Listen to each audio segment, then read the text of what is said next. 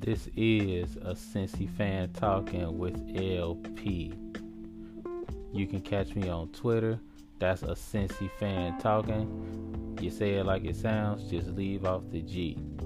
If you have ideas for the show, you can reach me at Cincy_fan talk at yahoo.com.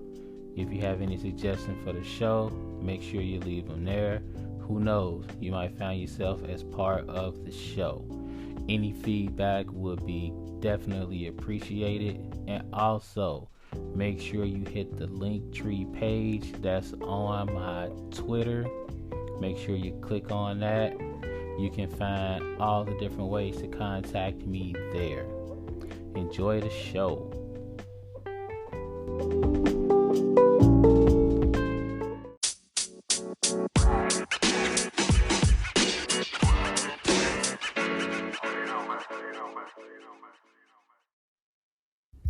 What's up? What's up? What's going on, y'all? You got your boy LP here. What's up? Welcome to another episode of a Cincy fan talking with LP. And once again, this is LP. Kind of came out a little bit like I was about to start a rap concert, yo yo yo. But nah, we not doing that. What's up, y'all? Hope everybody doing well. If you are around Cincinnati or in Cincinnati or in any one of the, I don't know, 50,000 states that got bombarded with snow. I hope y'all doing all right. Right now, our driveway is an absolute mess, and everybody's driveway around us is an absolute mess. It's like I might post a picture on my Twitter page about this.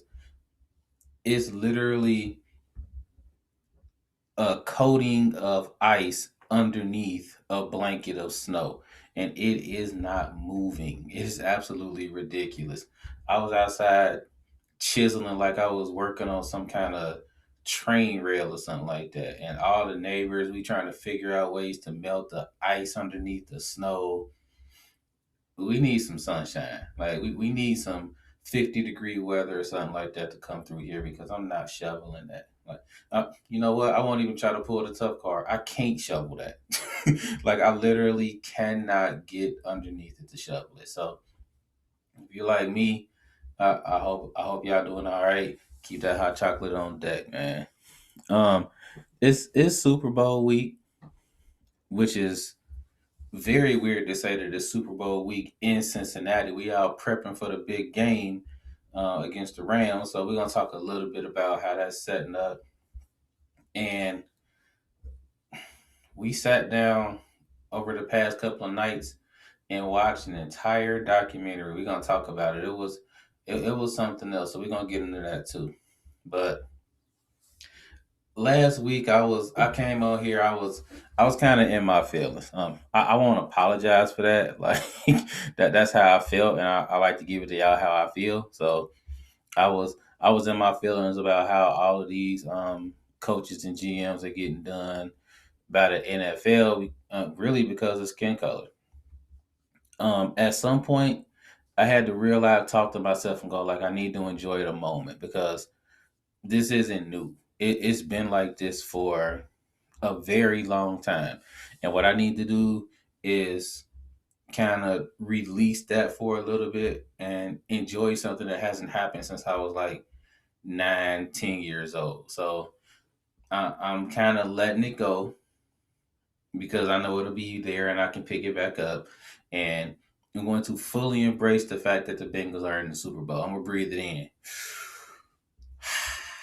I'm gonna breathe in those good Super Bowl vibes because I mean honestly, this don't happen every day. And if you're a Bengals fan, you know damn well that this does not happen every day. It's been such a meteoric rise from the Bengals being 7-6 and down in the dumps after getting popped by Cleveland, going on a 6-1, 7-1 run after that.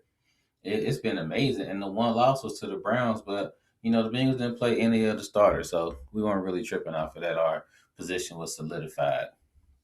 So I'm gonna kind of walk y'all through the week it's been so far up to this point. Um, a week of Super Bowl talk on every single channel, and at first well, every single local channel. And at first, it was super informative, kind of sort of giving breakdowns on the game and stuff like that. And after a while, it just kind of turned into it seemed like we're running out of news. So now we start getting the so and so's a fan, and this fan's 10 years old and loves the Bengals, and we get like a 15 minute. It's getting a little ridiculous. I'm suffering from Super Bowl fatigue already. I really want the game to start. I really want the Bengals to get out there and do what they can do against the Rams. This will be a very tough game. But I'm feeling Super Bowl fatigue setting in. I needed a game to kind of break that so I could talk about something else. But the only thing that was on was the Pro Bowl.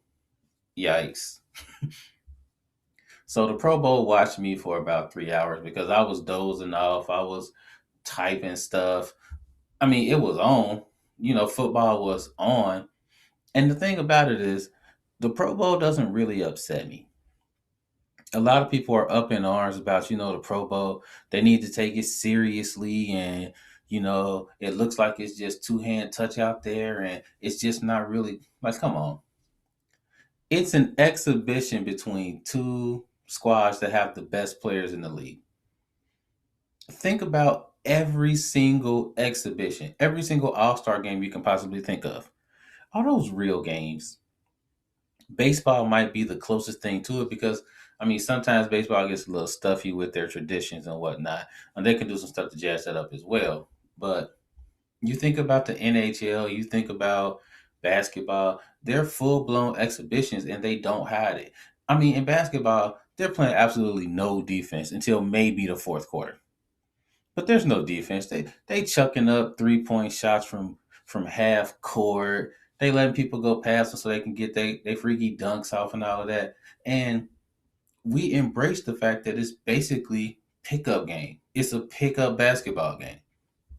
People need to understand that when it comes to the NFL Pro Bowl game, these players are not about to sacrifice life and limb for 80,000 bucks and mess up their bag for the next season. That's not happening. We need to just embrace the fact that this is a fake game. What I like about the game are all the new rules. They got this one thing that they were doing where a team scores, they get 3 points, they get 7 points, and then they can choose to either let the receiving team get the ball at the 25, 30 yard line, or they can keep the ball and go for a fourth and 15. And if they get it, they get the ball back.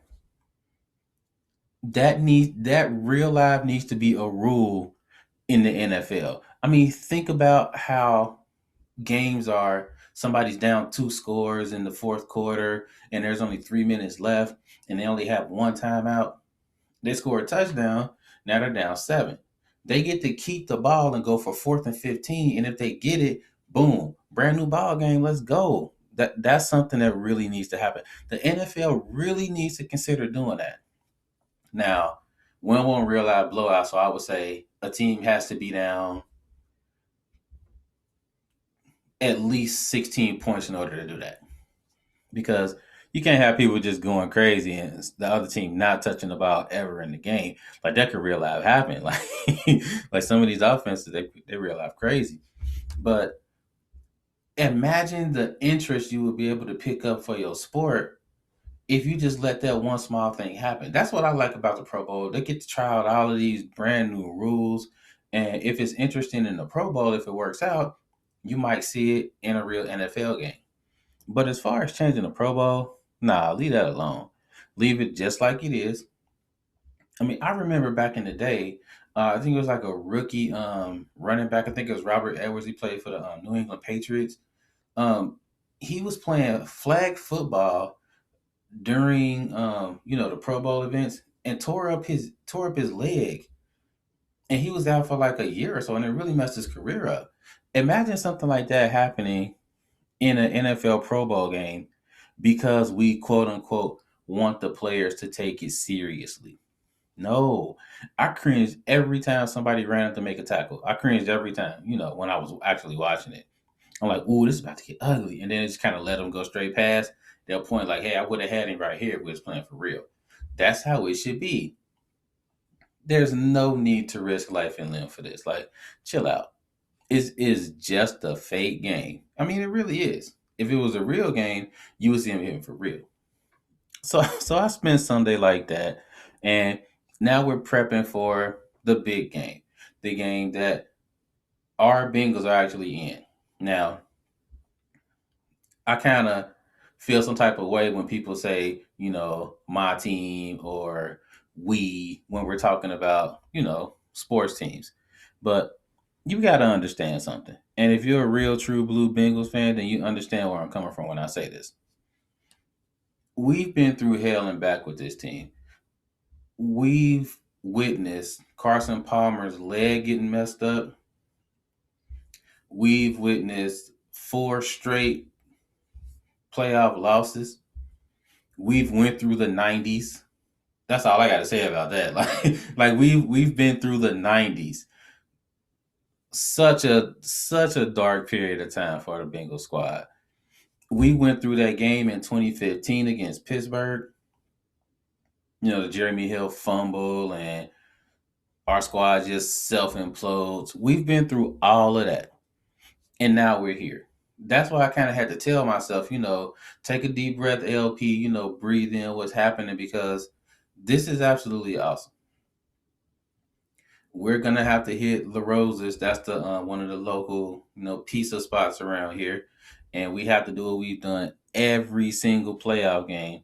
I'm not the. I told y'all before. I'm not really the superstitious type, but it worked the first time, and it worked the second time, and it worked the third time.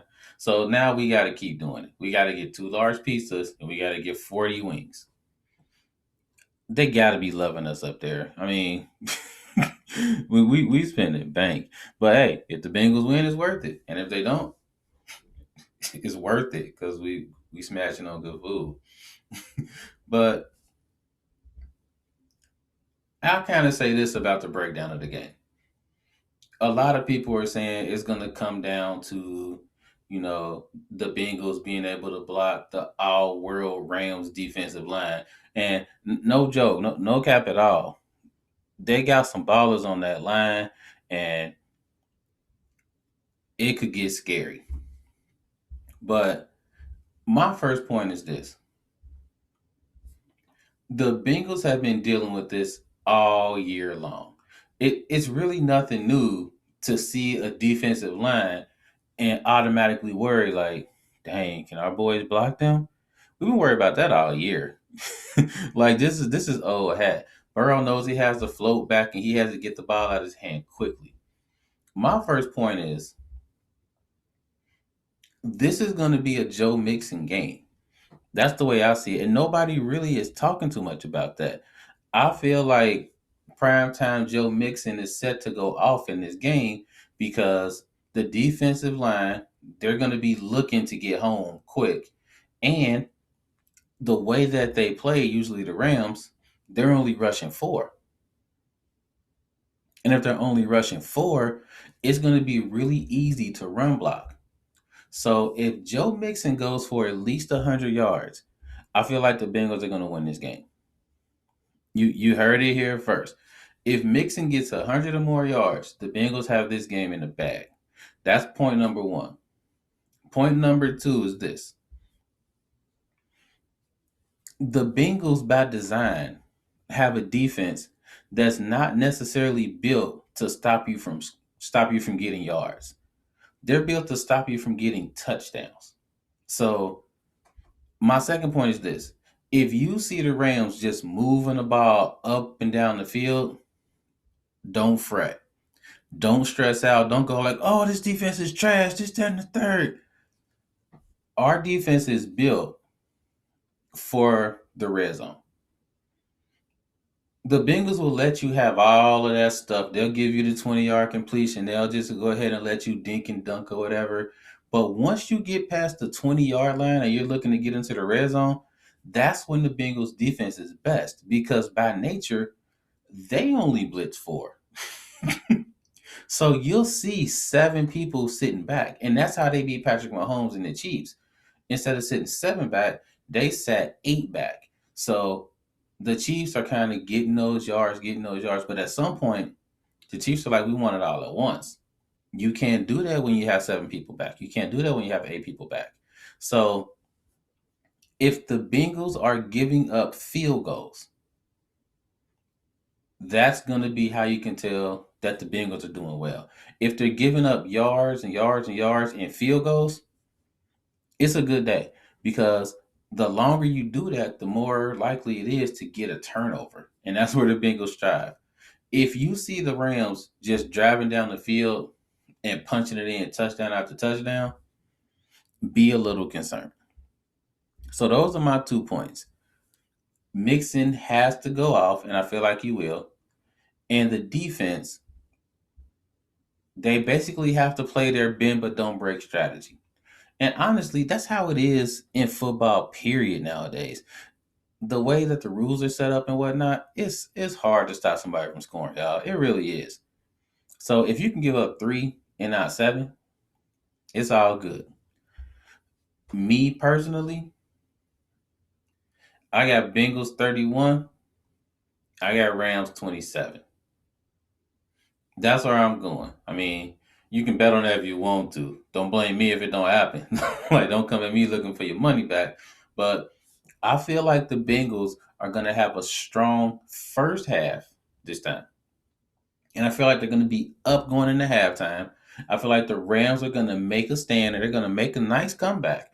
And I feel like they're going to fall just short. The Bengals are going to get a defensive stand at the end of the game, and they're going to win 31-27. MVP, Joe Mixon. I'm calling my shot. I think the MVP of the game is going to be Joe Mixon. I feel like Burrow's going to get it done.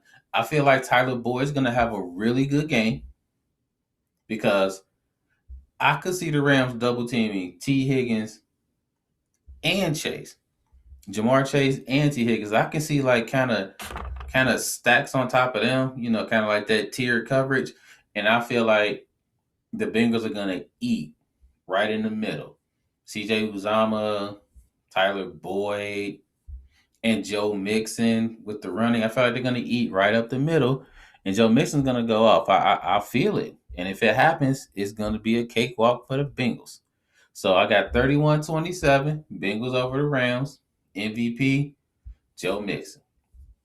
That's where I'm at with it. So um, definitely let me know what you think. Let me know what your final score is. Let me know who you think the MVP is going to be as well. You can let me know how you think it's going to happen, why you think it's going to happen. Hey, it's an open forum. Just let me know how you feel about it. And also, let me know what you're looking forward to the most about the game. I know my wife is always looking forward to the commercials, except for this year. But usually, it's all about the commercial. I can't lie; they're usually pretty funny. So, let me know what you're looking forward to the most about the game. We'll be right back. You got a Cincy fan talking with LP. We'll be right back. Hi, hi. I'm Princess and I'm Queen. This is Daddy. You have to say, and this is a Cincy fan talking with LP. And this is a sensitive fan talking with LP Daddy. Nice job. Mm-hmm.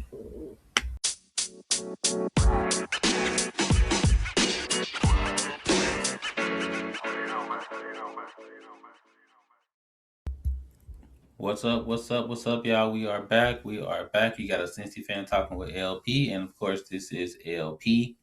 And normally on the pod, I'm letting y'all know what I'm watching on the tube because I am a TV watcher extraordinaire. I'm pretty much watching everything and anything. And if there's something really interesting out there, I kind of like to let y'all know about it. So the wife and I, we sat down and watched part one of We Need to Talk About Cosby. And it was so compelling that we watched the second part. And then the next night we watched the third part. And then last night we watched the fourth part. It's all streaming on Showtime. If you got Showtime on demand, you can kind of check it out there. If you got the app, you can check out the app because all 4 episodes are posted. I think they're running them week by week currently. So if you happen to be one of the few people that got cable like me, you can catch it like that or on demand. Um, I gotta say, this is probably one of the best documentaries I've ever seen. W. Kamau Bell usually does a great job with his stuff, and this one was it was different because how he feels is spliced in there throughout the entire thing. Um, Even if I give you spoilers, you're probably going to see this anyway. So I try to give you as few spoilers as possible.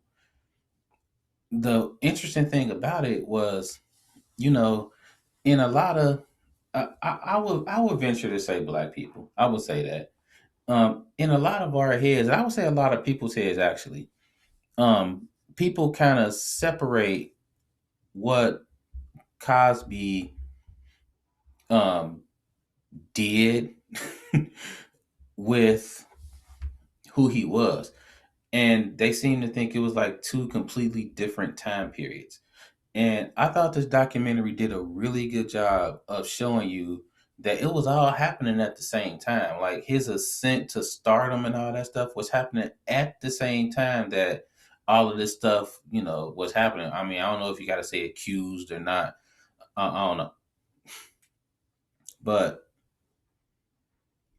the crazy thing about this is that it did an excellent job of telling you all of the amazing stuff that this man did, and it was countered with the horrific stuff that he did as well.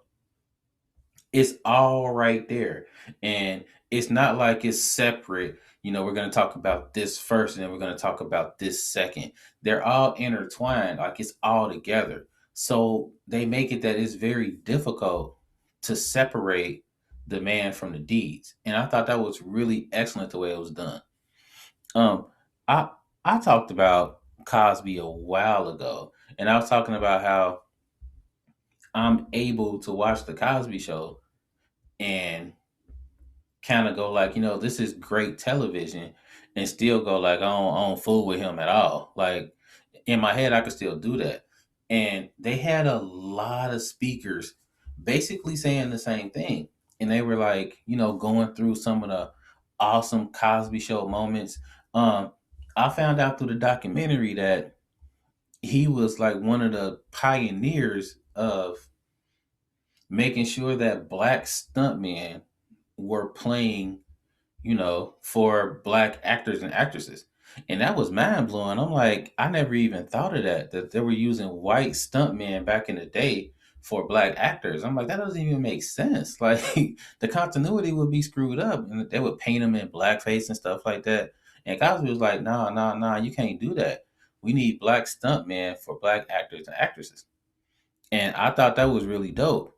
And right after that, immediately after that, they're talking about, some of the first times that the stuff happened. And they had like the women, extremely brave women, by the way, like to do what they were doing, like speaking about that on camera, extremely brave. And it was all together, it was all intertwined. And it it made you look at some of the stuff you saw in the Cosby Show, and you kind of saw those Easter eggs. You know what I mean? You kind of saw the stuff that he was talking about. You're going like, dang, like that's creepy now. Like now that you know the full picture, that's creepy. And the parallels between Cosby and R. Kelly are like they're right there. Like they just kind of fit like a glove because real talk. These are people that you thought you knew, and these are people that are literally intertwined with people's childhoods.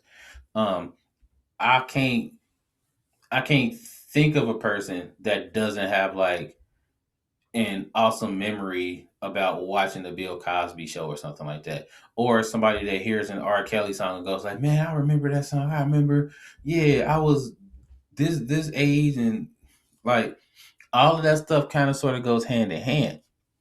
And I thought that this documentary did a very good job of going like, these are people that you knew. Now, how do you feel about them now that you know everything? How do you feel about him now? And when I hear stuff like this, I always go back to the second season of The Wire, and D'Angelo is sitting around talking about reading a book. I think it's The Great Gatsby or something like that. And they're asking people, they're asking the inmates, how do you feel about, a certain part of the book? And D'Angelo breaks it down and he's like, you know, you can say that you're whoever. You can change the story, you can move somewhere else. But what happened is what happened. And who you are then is who you are. And it doesn't really matter that somebody say they different because what happened in the past is who you are. And the only way you can change that is to continue to be a different person. So that way you have a different story about your past. And he was like, he was who he was and he did what he did. And all that stuff caught up to him. I could not think of a better way to explain what happened to Bill Cosby. It seemed like, he was a certain person, but we really don't know people the way we think we know people. We just don't, especially people in the public eye. We really don't understand these people.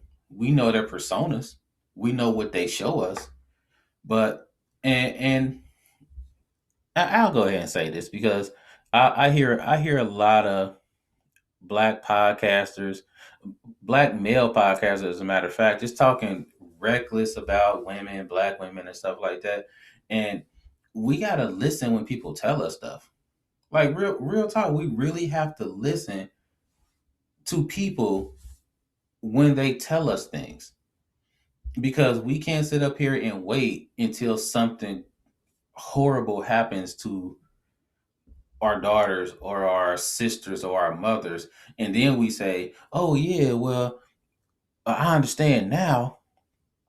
Everybody's somebody's sister. Everybody's somebody's mother. Everybody's somebody's daughter.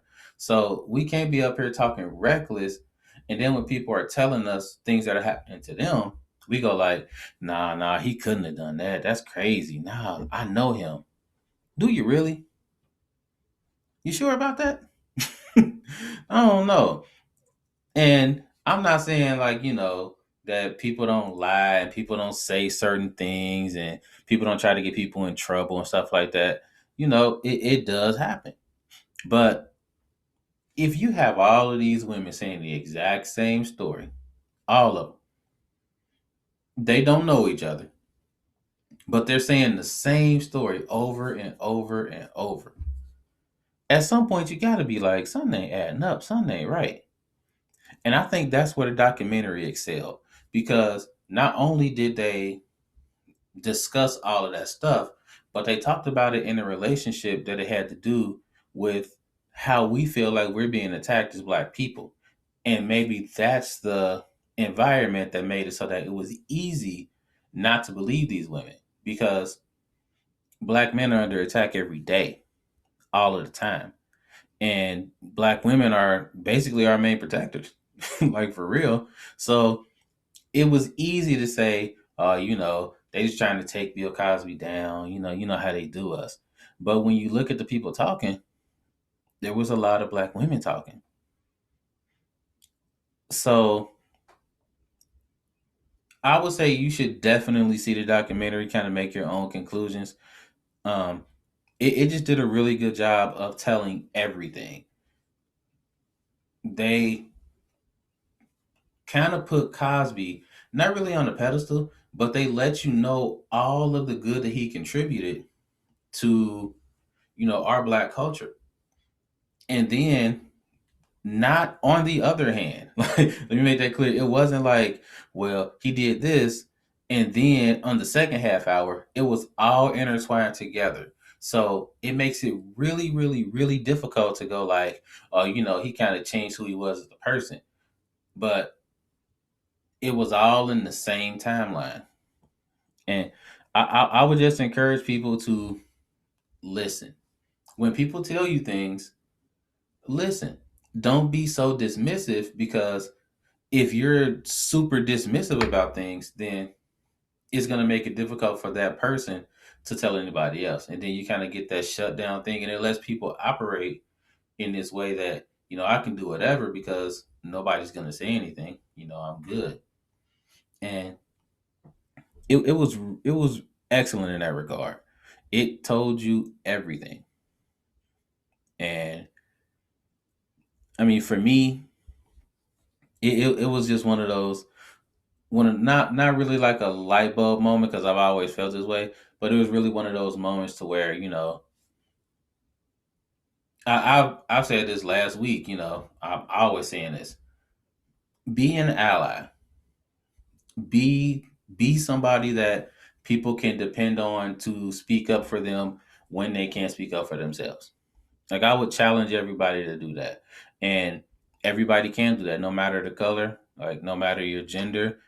Um, be a voice to speak up for people that can't speak up for themselves. If somebody's not listening to somebody, be that voice to kind of pick somebody up and say, look, if nobody's listening to you, maybe they'll listen to me. So definitely check that out. It was really a mind blowing documentary. Um, I think I got some snow to chisel. Nah, we'll wait a couple hours. We'll let some stuff melt. Um, Yeah, I'm really not looking forward to that. Hey, we're gonna go ahead and be out. You got a Cincy fan talking with LP, and as always, y'all, life is good. Peace out.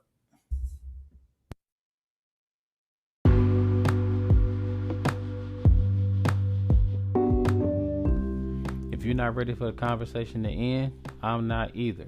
Make sure to catch me on Twitter. That's a Cincy fan talking. Leave off the G at the end of it, and we can keep the conversation going. Also, don't be afraid to hit that subscribe button so you can catch the next episodes.